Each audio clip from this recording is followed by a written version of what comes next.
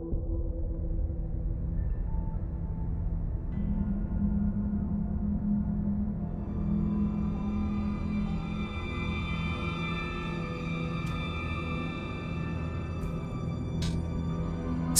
horror really boils down to a theme rather than anything specific to be afraid of, an umbrella genre. There are some very famous franchises like Resident Evil that contain the basic formula of sci-fi horror, with genetic experiments and misdemeanors in science labs really being the crux of the problem for most of the franchise's installments.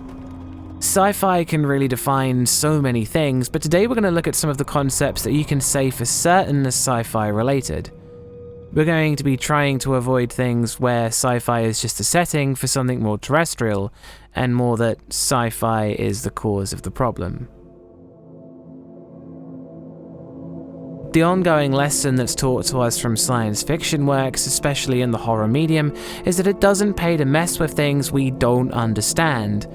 But like a moth to a flame, we just can't help but keep getting burned. Science experiments gone wrong are the root cause of too many things to name, from the horrible DNA splicing of the Fly to the genetic experiments of Resident Evil. We can guarantee that we'll be suffering from the effects of bending nature and mistreating our own biology, with harrowing results for years to come.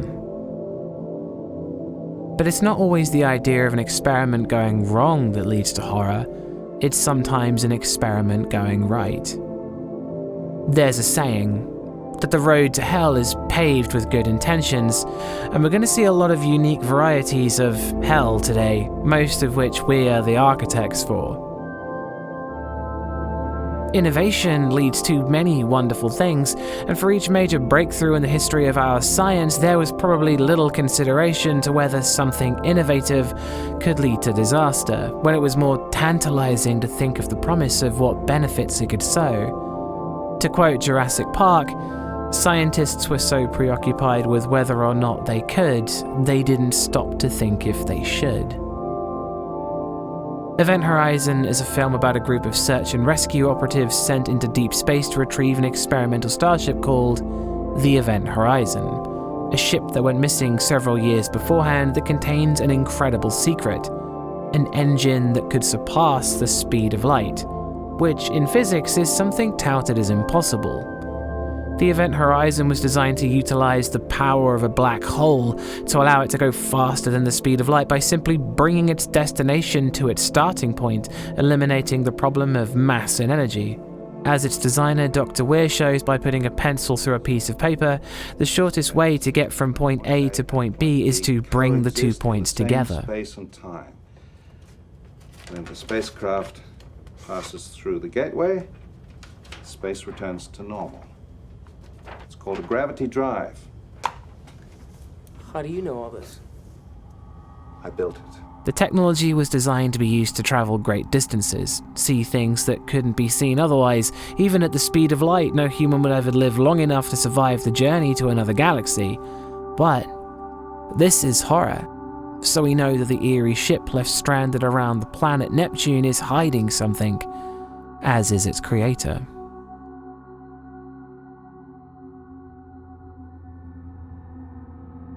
The film does a great job of building up tension near the start, with the disturbing radio broadcasts of the missing crew of the Event Horizon speaking in Latin, begging to be saved, followed by a cacophony of screams.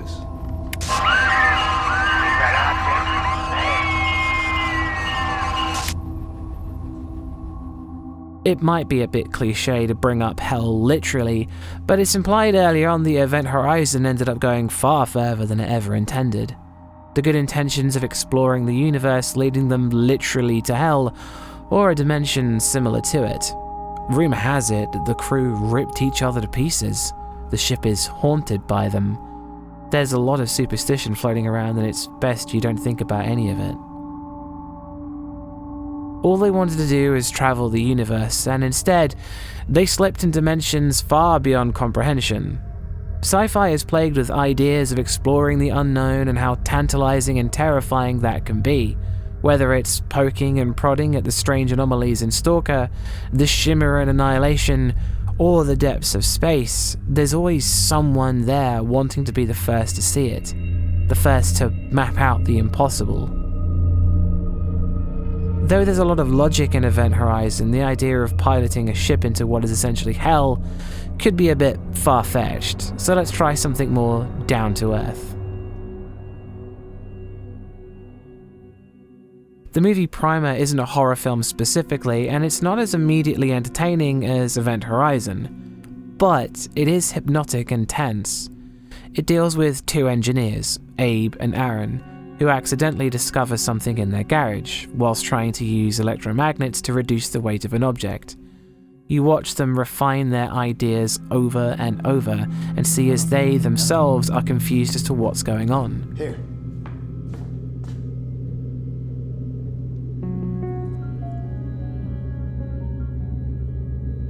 One of them removes the batteries powering their device, but it keeps going. You observe as they put a watch into it, and due to the way that they utilize language so full of technical details, you as the viewer don't get what's happening, and even they don't seem to click with what's happening until the next day. But there's this sense of apprehension as they work at it, that they're meddling with things they shouldn't be. The following day, Abe approaches Aaron and tells them they've discovered the most important thing in the history of the world.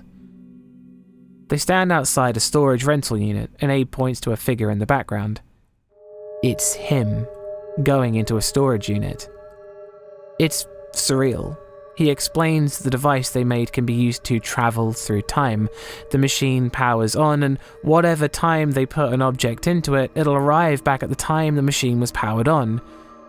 You then realize that the Abe talking with them is from the future, and the one they just saw is the original. Aaron asks about how such a box could be made to house someone and send them back in time. The two follow the original Abe into the storage unit, and to Aaron's shock, the time-traveling box has already been made. The movie continues to grow more complicated as timelines begin to blur, with them both trying to fix mistakes and future versions of themselves stepping in for the original them, making it difficult to tell which version of a character is in a given scene, and considering time travel, whether earlier scenes were what you thought they were. Two men start to notice how time travel is affecting them. They're not sleeping like they used to. 36-hour days has led to tiredness. They struggle to form sentences and think properly. Their handwriting is getting worse. Aaron keeps breaking the rules, drugging his previous self and replacing him. They both argue for and against the use of the machine. They don't even respect their previous selves, and it's dehumanizing in a strange way.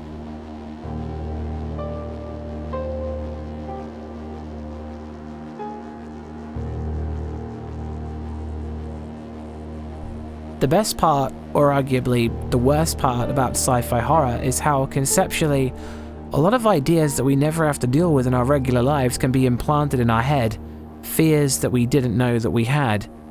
The bread and butter of sci-fi horror is in the big what-ifs of technology and how it can be used to lead to things more terrifying than the sort of terrestrial fear you see in, say, slasher films.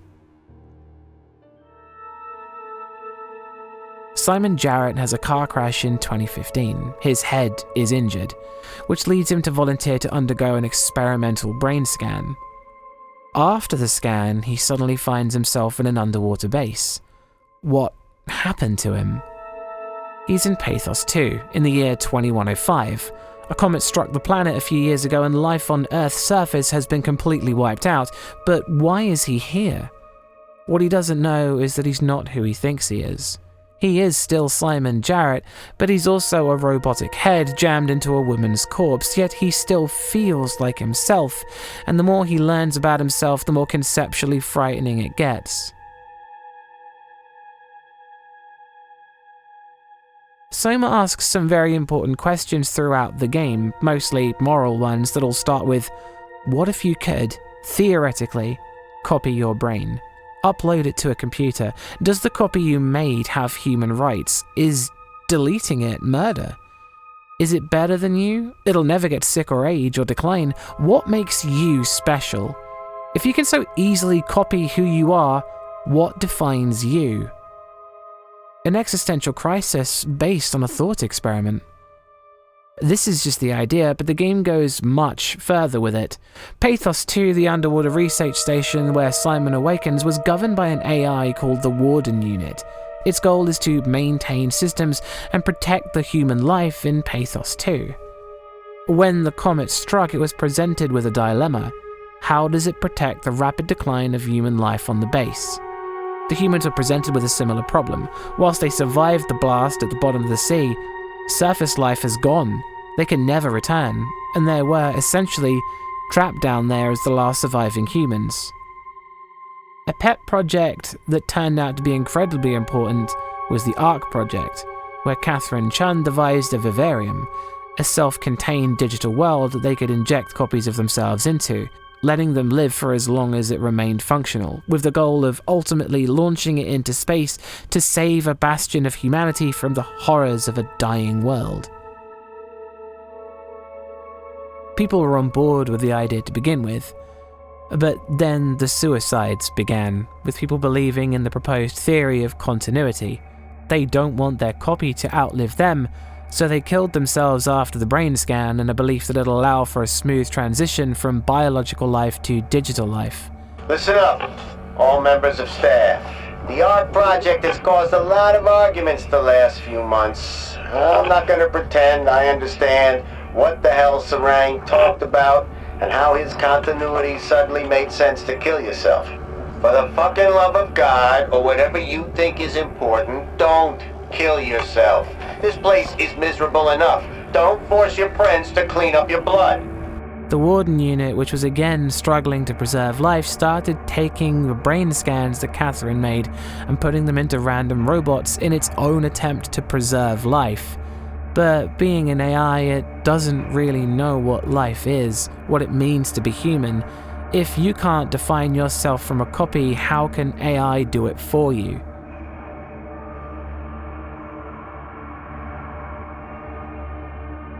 What followed were the game's enemies, various mutilated humans that the Warden Unit constructed, as well as various stray, confused robots stuck in Pathos 2. In some way, it's just hell. The survivors were unable to live and prevented from the release of death. Conceptually, it combines body horror and dysphoria. You find a lot of people forced to stay alive, even if they're living as vegetables, full of unnatural machinery to force body parts to keep going, hooked into the walls to act in the place of failing organs, kept alive against their will.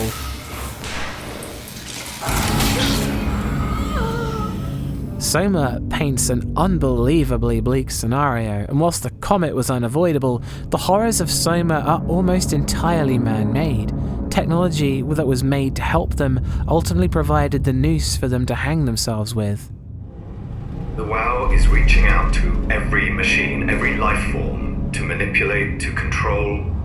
It's trying to help save its creators from all this, just like the protocol demands. But really, what is good enough? Where is the line drawn for what is human and what is not? Would walking corpses do? Would a group of machines thinking they're human be acceptable? We can't trust a machine to know, to understand what it means to be. We have to terminate the WoW project. They made an AI to preserve life, even if it doesn't know what that is. The Warden Unit in SOMA is described by Catherine Chan as more of a cancer, less of a living thing, and more of a form of entity that does what it's told. Well, to a degree. The horrors of AI are more and more prevalent each passing day, though none paint it bleaker than I have no mouth and I must scream. The Warden Unit in SOMA kept humans alive as part of its directive, protecting human life. AM, or Allied Master Computer from I Have No Mouth and I Must Scream, keeps the same 5 people alive because it hates them. It's a future so horrifically bleak where after an AI becomes sentient, it exterminates humanity and keeps people alive to torture them forever. Half-starved and immortal, they're forced through nightmarish scenarios of AM's creations, deprived of even the release of death. It's difficult to imagine a robot adopting the concept of hatred, but it's upsetting to see that humanity's own creations hold no love for their creators at all.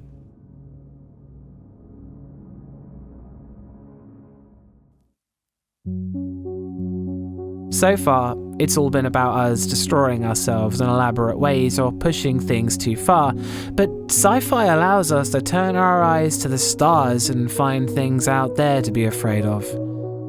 Alien abductions is a fear that's been around ever since the idea of aliens have, that something from another world would want to take us and study us, to learn from us in the same way that a scientist takes a sample of a new species out of its environment and dissects it to gain understanding.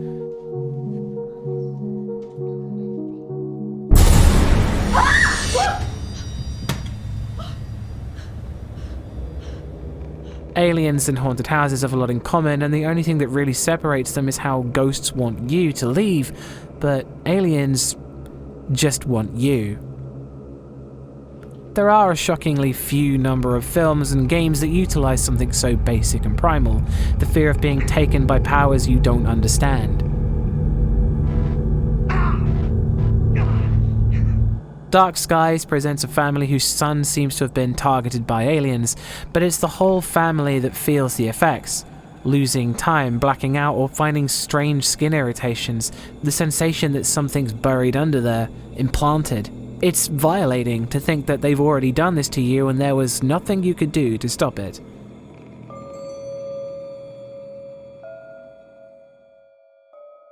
Alien abductions feel more foreign than a ghost, no quirks of humanity left in its strange actions. It's free to be weirder and do stranger things, but still feel like it's a cold and calculating evil. The selling point of aliens is that they're alien. You can't communicate, beg for answers, and you'll never be sure if it's doing the things that it does because it sees you as an experiment and nothing more. Your life will never be the same, and even if you did tell other people, no one would believe you.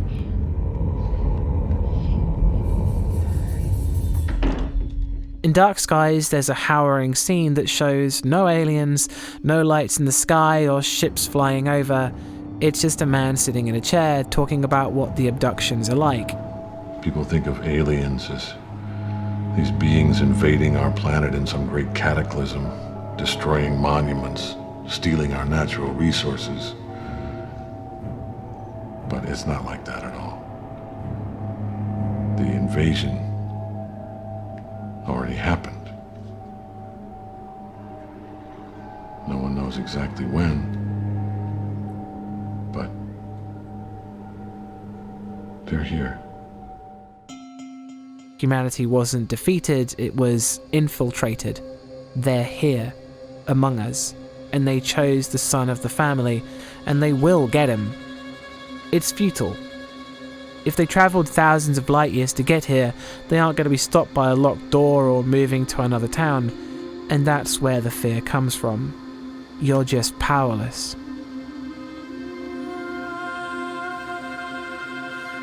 They Are Here is a demo for an upcoming game that captures the feeling really well, the sense of helplessness.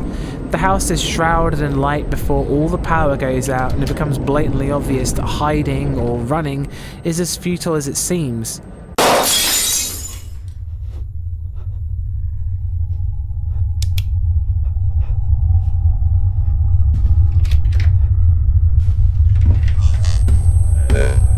This electric feeling, you're isolated, trapped like a rat in a cage. If they want you, they'll get you, manipulating the environment or even our own minds.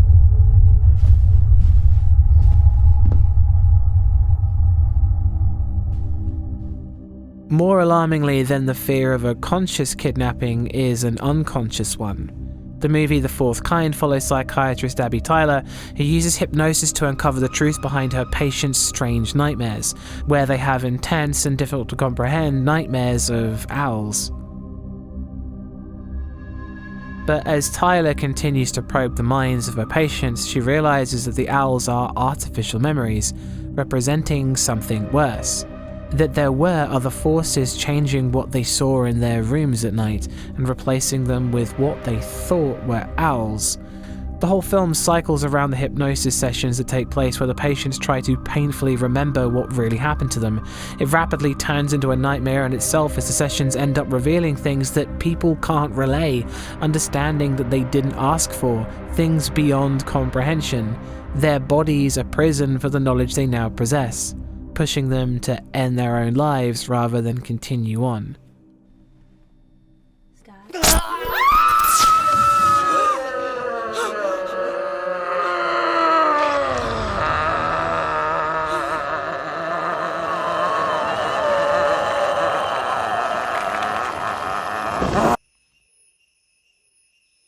The power they have over the human body could be the same as the power they have over the stars to travel to us. It could be so effortless.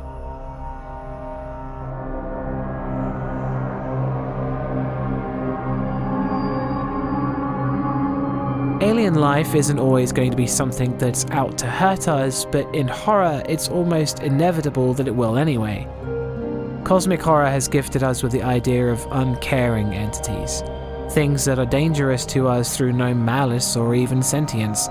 The Color Out of Space is a short story about a meteor landing in a family's back garden that brings something undefinable that melds with the life around it, changing it and putting the family in danger just by its natural effects.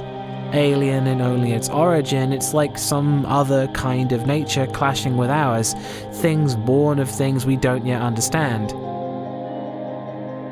These exist, but they aren't sentient or here to hurt us.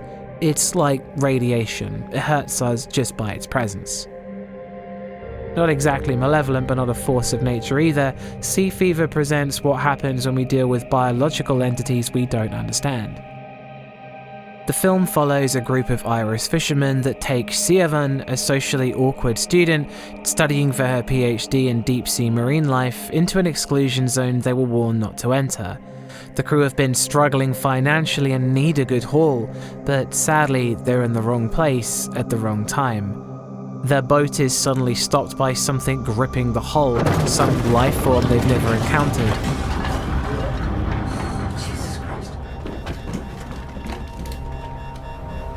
After Siobhan dives into the ocean to explore the underside of the boat and sees tentacles descending into the darkness, everything changes.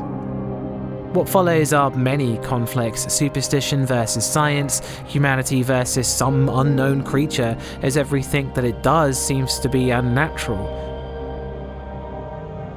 What follows are many conflicts: superstition versus science, humanity versus some unknown creature, as everything that it seems to do is unnatural. When one of the crewmates' eyes explode after his exposed wound is accidentally infected by the slime left behind by the creature, the film turns into a fight for survival. But unfortunately, there's not much fighting to be had, as their frantic attempts to prevent each other from getting affected fail through either mistake or by design. In sci-fi movies, using science to defeat the thing that's causing the problem is how they all walk away alive. But sci-fi horror is, of course, bleaker. It's almost painful watching Siobhan try to warn the fishermen about what they were dealing with, for her words to be met by ignorance thanks to their lack of willingness to listen and her poor communication skills. Dealing with things we don't understand can take on many forms. The creature in Sea Fever was devastating to everyone who interacted with it, but it was hard to say that it was definitely hostile.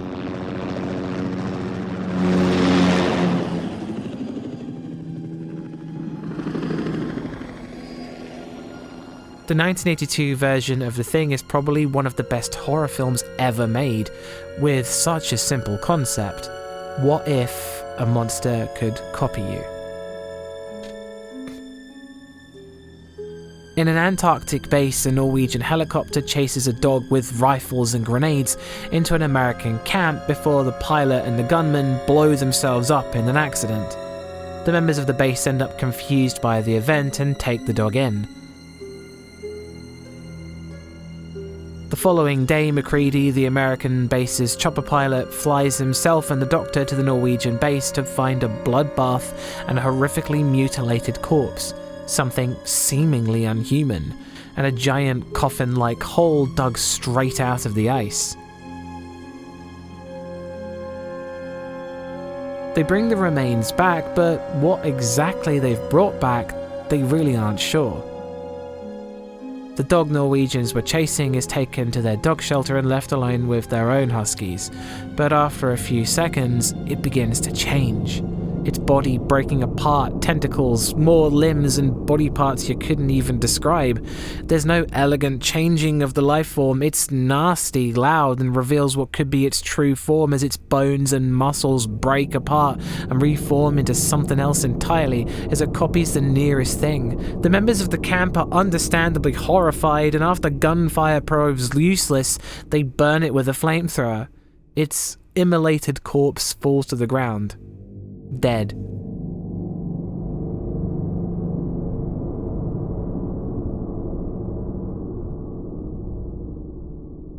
They get ready to ship the body they find as the scientific discovery of a century, but one of the men asked to secure it is found being assimilated by the creature. It's not dead. And by the time the others gather the rest of the crew, it's already trying to run away.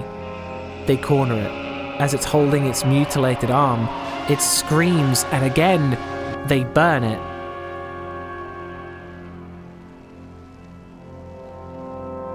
The film gives a constant feeling of dread and distrust as you as the viewer try to figure out at what point who's the alien and who's human. Its ability to perfectly mimic any organism it touches makes you study absolutely everyone in the scene.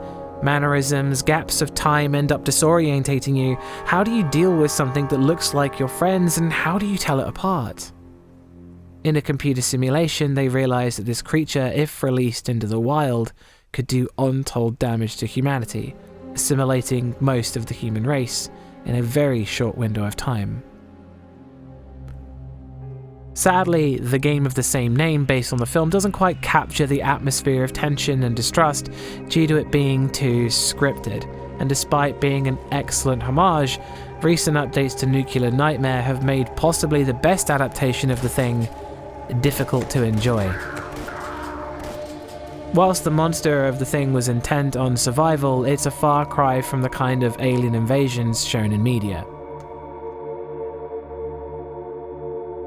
As the world turns its attention to the stars in the 1950s with the ongoing space race, where the Soviet Union challenged the United States to see who could best discover the unknown territory of space, there are a multitude of films released that try to capture the feeling of awe and fear that could be conjured among the celestial bodies we had barely begun to study, a time of imagination and wariness of the unknown. But even before that time, there were stories of men from Mars attacking humanity. Alien invasion movies really boil down to two types: small scale like John Carpenter's The Thing, or large scale like War of the Worlds. But war implies that each side has a fighting chance, and when you consider the technological difference between ourselves and a species that traveled great distances to get here, we just have to hope that our species or our planet is worth something to them, or we may get vaporized before we even know what's coming. Less of a war or more of an extermination. It's a scary thought, but it makes for a depressingly brief movie or game.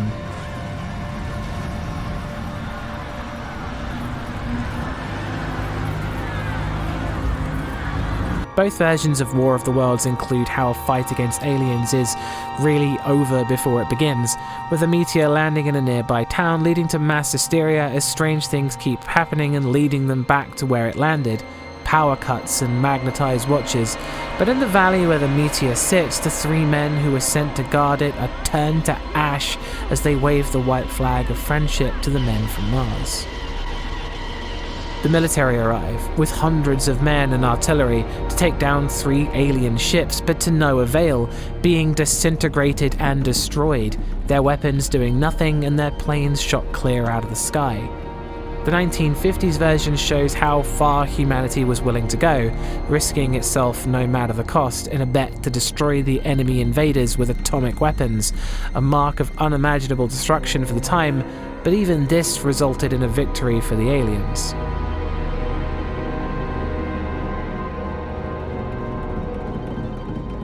Though many more of the interesting alien invasion stories are told less through explosions and alien weaponry, and more like the slow and creeping dread in Dark Skies.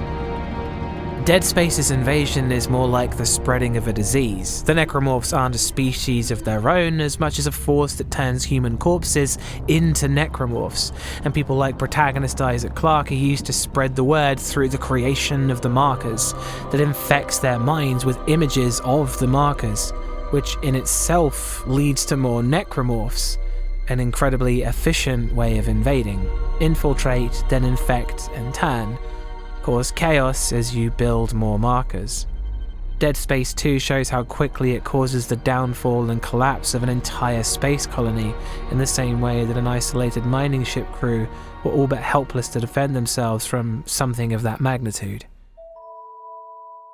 Invasion of the Body Snatchers begins with a biological entity being released in a rain shower, droplets forming on leaves, people drink the water and it's in.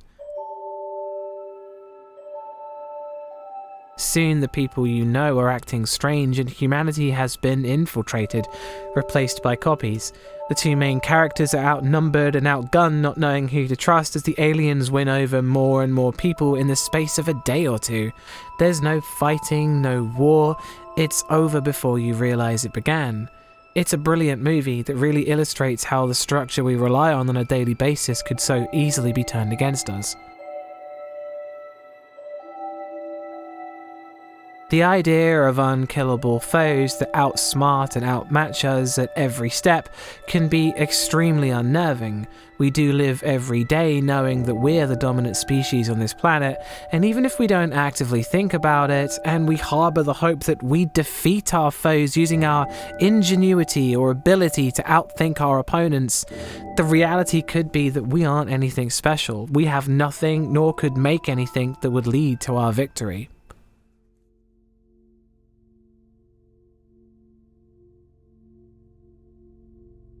But you don't need an entity to deliver that fear of what's out there. Space itself can do that. Astrophobia is a phrase I've been hearing about a lot lately, and I bumped into several other people talking about it. But the general concepts of the expanse and eeriness of the celestial bodies is as deep as some of it goes. Don't misunderstand, space is unthinkably large. No map could ever be drawn, untouchable and unreachable in our lifetimes. With our current space travel technology, we'd either run out of food or die of old age long before we ever made it to our nearest galactic neighbor. Voyager 1, a space probe sent to observe the solar system, left Earth in 1977 and it left our immediate solar system in 2012. It's travelling at 38,000 miles an hour, and it'll still take another 30,000 years before it reaches the outer limits of the Oort cloud, which marks the boundaries of our solar system, all before it can begin its journey through interstellar space, by which time, everyone watching this will be long dead. We live in a time where space is arguably the most hostile environment you can think of, besides the bottom of the sea. There's background radiation, no breathable air, we need protective spacesuits to prevent us from the vacuum of space, sucking all the air out of our lungs and freezing us to death. But even within the suit, the momentum of the slightest push could send you barreling into the darkness forever, or burning up as gravity pulls you towards the surface of a planet, disintegrating you in the atmosphere. There are worse ways to die than being impaled by an alien, though alien life is another fascinating conceptual one. There are an estimated 20 sextillion planets. That's 2 followed by 23 zeros in the observable universe.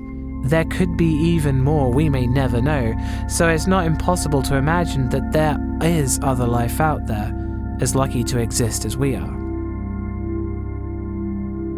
Maybe the most terrifying thing is that there isn't life in the universe, and this is it. That all of the planets to have ever existed, we were the only one that ever harbored life, a lone beacon in the darkness. That makes our nature of killing each other all the more sad and depressing, but if we aren't, then that's something else entirely. There's a lot of theories about the emptiness of the universe addressed by the Fermi paradox.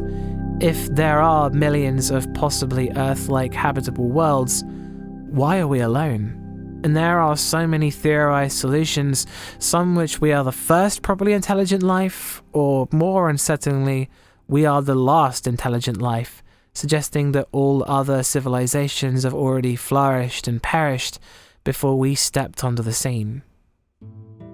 But the most upsetting one is the dark forest theory, which is that civilizations that probe and poke at the universe, that broadcast their locations, are giving themselves away to a greater threat. That there is life out there, but it's keeping quiet, because other things that would find us are worth fearing. The foreign alien threat is the easiest to relate to, but there's a lot of films about other space-related horrors, meteors crashing into Earth and wiping us out like it did for the dinosaurs. There are so many moving objects in the night sky that are being actively tracked that it's still very possible for a comet traveling through our solar system to strike Earth before we know it's coming. We just have to hope that it doesn't. The thing that horrifies the most about space is our insignificance in it. A stray rock could destroy us and everything we've ever strived for, our whole species, and the universe would never even know.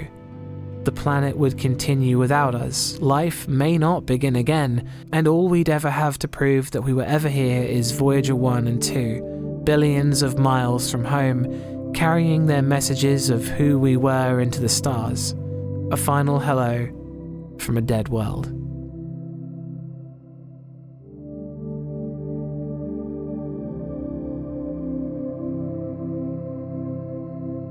There were a lot more things I wanted to talk about in today's video, but this video is already a bit too long for my limited time frame. There may be a second part, there may not. I just want to say to everyone that if you've made it this far, then thank you for watching, and I hope that you've enjoyed what you saw, even though it's been pretty bleak. I hope to see you all for the next video I make like this, and thank you and good night.